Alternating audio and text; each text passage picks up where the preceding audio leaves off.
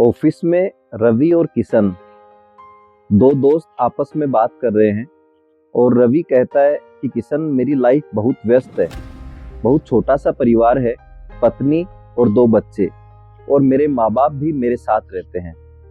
वहीं किशन मुस्कुराकर कहता है कि रवि, मेरी भी स्थिति कुछ वैसी ही है।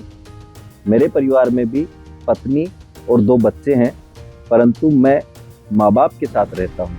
दोस्तों, दोनों दोस्तों ने बात एक ही कही पर दोनों के भाव अलग हैं। तो रवि ने कहा कि मेरे माँ बाप मेरे साथ रहते हैं, उसमें एक जिम्मेदारी और बोझ का भाव है। वहीं किशन ने कहा कि मैं अपने माँ बाप के साथ रहता हूँ, वहीं एक आशीर्वाद, प्रेम और सौहार्द का भाव है। वही घर है, वही रिश्ते हैं, वही दीवारें हैं, बस देखने वाले नजरों के चश्मे बदल जाते हैं। जहाँ भाव अहंकार का हो वहाँ माँ बाप बोझ लगते हैं, और जहाँ भाव श्रद्धा का हो वहाँ माँ बाप भगवान का रूप बन जाते हैं। माँ बाप और बड़ों को अगर जिम्मेदारी समझोगे तो थक जाओगे, और अपने बड़े और माँ बाप को अगर आशीर्वाद समझोगे तो तर जाओगे।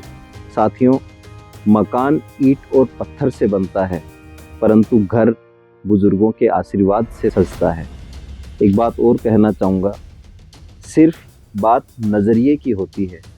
हम एक पत्थर को जिस नज़रिए से देखते हैं तो वो पत्थर भी भगवान का रूप बन जाता है।